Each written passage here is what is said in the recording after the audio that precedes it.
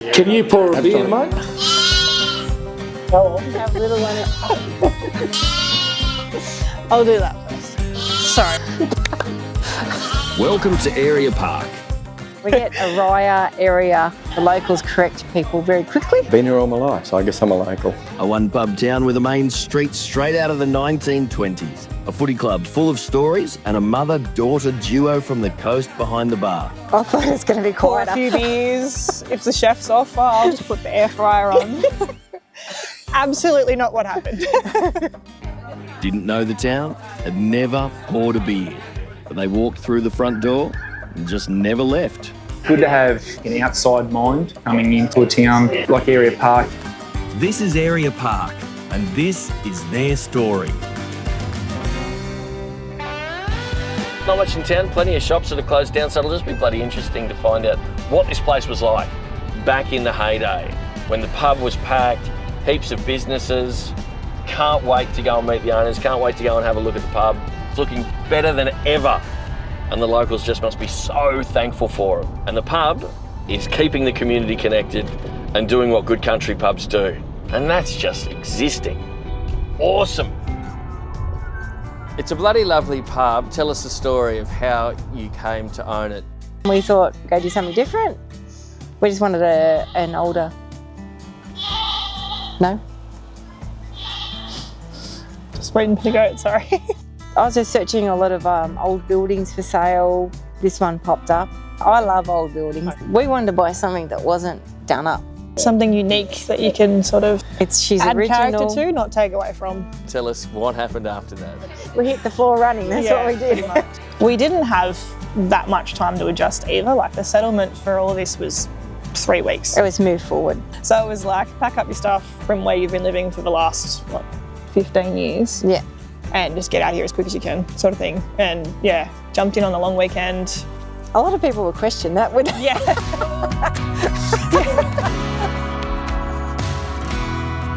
It was advertised that we Yeah. were moving in. It was awesome to see, like, Come and see the new hundreds of Publicans. people. I had never poured a beer in my life, ever. Neither had I. Neither I was getting actually. shown how to do it, and there's people on the other side of the bar saying, "You'll be right. Just have a go and do this and do that." And I'm like, They're giving you little tips and oh. I remember Mum talking about how her life was going to be when she came out here. It was going to be, a couple of people in, I thought it was going to be pour a quieter. few beers. If the chef's off, I'll just put the air fryer on. Absolutely not what happened. We feel thoroughly supported by the town. Thoroughly. They've really, they've really Accepted supported us. the change for us and sort of made it happen. And that's kind of what brought me out here too. It's just a good meeting place for Yeah. everyone to come back and chill out, and they love their pub. Tell us about the pub. Yeah, so there's the 3 sister pubs. There's this one, Marul, and I think, is it Beckham? Yeah, They're all built in the same sort of time period. same about the architect. So this one's 1914. It's a lovely old building. The time that's gone by, it's done really, really well. They built these old pubs to last. They really did. And look, the beauty of it is too, it's never really been changed. But as far as the character of the hotel, it's still authentic 1915, 1914. First World War stuff. Yeah, it's a beautiful old pub. And that's the beauty No, it of hasn't it, changed mate. that much. That is the beauty. But I think the locals Yep. say do not change it. Yep. And Like the that- bar's been the same since I've been coming here. I've been coming here for 50 years. I think the care community's taken to preserve it is unreal. Like, you don't see places that are still like this anywhere, really. Yeah. They're sort of hidden gem. Not this Yeah. detail. And you can't sit at the bars anymore in lots of pubs in Sydney and that. They can sit at the bar, they can eat your old counter meals. Yeah, all the tiles in the pub are original. It's all Most original. of it's original upstairs. There's another dining room for the accommodation, which is quite grand when you go and have a look It is. up there. It's beautiful. I love that. When I saw that room that dining upstairs, that was it. I That's wanted what to buy sold it. Mum on it. It's a grand old building. It was the first big building here. They had the guts to come and build the big pubs in the little towns and just ran with it. You get your horses down out the back. Yeah. You just sit in there and have a beer while you're waiting. There's sort of still thing. the old room where the guy that used to look after the horses, they used to sleep in the stables to look after the living quarters sort of Yeah. thing for The farrier, 110, 111 years. Yeah, 111 years Here, ago. at least. The original Yeah. stables. Any demand for the stables these days? Not so much these days. We've got, you know, turkeys and peacocks and lambs. Just purely, I think, a little bit of We the boys. farm life coming out, I think. There's nearly 4 acres out there. Sheep, guinea fowl, chickens, roosters. We've always had peacocks, peahens, yeah. a lot of animals anyways living where we were beforehand to Yeah. now. We always had chicken coops, and people that come through love it. Yeah, if there's anyone from Sydney and they see the lambs and that, they love it. They come out, we Yeah. bring them out the back, they see them. I love it. And if these walls could talk, they'd probably start with Ruby Minchon, a local legend. We had a lady that worked here, not when I was here obviously. No. Her name was Ruby Minchon. She worked here for 48 years as a chef, and she retired at the age of, I think, 94. Yeah. She used to Yeah. walk to work and walk home. This is every incredible. night. Yeah. She held the kitchen together for 48 years, and I just think that's incredible. It's amazing.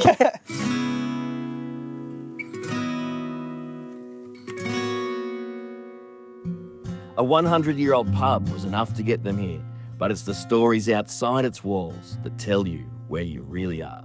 Been here since 1879. Not myself, but yeah. Bloody old fella. Fourth generation. Great town, Ariah Park. We've got a community-run cafe that community put in to buy.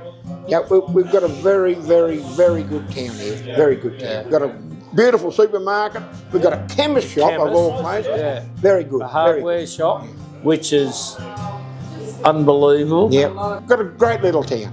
This town was known as the Wowsers, Bowsers and Peppercorn Trees. Yeah. But you won't see any Wowsers in here. We had a newspaper here until 42. So the editor, he'd observed that there were a lot of dogs in town, and he just made this quip in the paper saying that with all the peppercorn trees and these Bowsers coming, there's 18 petrol Bowsers in the main street. And he said if we're not careful, Ariah Park will become known as a town of Bowsers and Towsers. Someone from further down the line came back with the line that there was nothing at Ariah Park but Wowsers, Bowsers and peppercorn trees, which was meant to be an insult.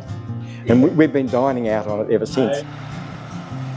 Plastered on the walls of these old buildings are ghost signs, names of merchants and businesses that once ran the show.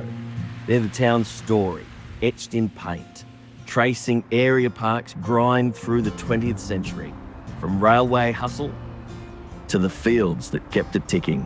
But there's one part of the town's history locals like to talk about more than anything else. Of course, footy. The pride of the local team runs deep, binding the community like nothing else. This is the AFL little area, yes. Yeah. AFL is your code that they passionately follow, and they'll come in and they'll discuss how their Very teams serious went. chats. Yeah. It's on its way. It's a kick. What a kick! I was going to say it's close. You know, Ariah Park Marul Footy Club had the worst Guernseys in the world. Brown, green and yellow. But if you go to Brisbane or you go to Sydney or you go anywhere, you see them colours, people say, you come from Ariah Park, mate. Now, we're now the Northern Jets. We've had to amalgamate 20 years ago. Who did you amalgamate with? With our arch enemies, Ardlethan. But now we're called the Northern Jets and it's working perfectly, absolutely. But without amalgamation, we would have died. It's all AFL. Everything this side of Englebar's AFL, everything the other side is rugby league, you see. They haven't had railway, they had trains to support the football competition. You know the first coach of the Sydney Swans? He's up on the board here, mate, born and bred here. Coached us. They coached us in 75, 2 years the before three of us. he went to the Sydney Swans. Yep. We all played with him. There's no Quades left here now, and they were synonymous at Ariah Park. But these days it's not just footy and Friday beers, the pubs, the town square. We have a lot of functions. We've had a lot of wedding parties stay here and have photos. That's what it's all about though, like this is the place to be for everyone. Like all of these celebrations are here with us. It is. Which is really special. We had Ostentatious out here. That's okay, that's okay. What sort of age group are you? Yeah, that was an experience in Everyone. itself. He rang, I thought it was a prank. Yeah, we actually thought that someone was taking that the it was piss. one of the farmers. Yeah. I said, this is someone pulling my leg. They said, no, we'll get management to send you an email. And sure enough, we got his management team email and booked him in and off we went. It's crazy. Obviously, it's quite stressful It at is. times when you're, trying to get everything organised and things don't always go to plan. But I think watching everyone having a great time when it's all done, when you've just put so much time and effort and a little bit of yourself into creating a good event. You put a lot of yourself into the pub. Can be 13, 15-hour days easy. It depends. Yeah, it depends on the day. I feel like it was sort of a given that it was going to be late hours and all of that sort of stuff. But we thought it was going to be a little bit quieter. Yeah. It's not something that you make a lot of money out of. I think you do it for the love of it than anything. Everything that we earn goes back into the pub. It does. Whether it's through wages or like improvements that we make or shows we put on. It is a lifestyle. Yeah. It's just not stressful, but you just want to make it good, nice. You want it to be fantastic for them. And once that's in place, Yeah. This is honestly divine. It's so nice sitting here. Look at the weather we're having in Sydney at the moment. You don't get through these long days and late nights unless this place means something to you. And for this mother-daughter team, it really does. It's their drive that keeps it going, showing up, backing the town, and keeping the doors open to laughter, tears, and more than just the odd helping hand. They're trying to do everything they can and it's working. It's a really good spot. These are pubs, places to come and congregate, talk to people. They're pubs. A critical part of our infrastructure. I have lived in a town when the pub's been closed, and it cripples the community life in the town. We haven't got a viable community. They'd never poured a beer, never run a pub, didn't even know the town, but they showed up anyway, and they just kept showing up. Now the pub's got music out the back, coffee in the mornings, animals wandering around, and a heartbeat you can feel when you walk through the door. In a town full of ghost signs and footy stories, it's two women, learning as they go, who've given this place something new to talk about. Can you pour a beer, mate, while you're at it?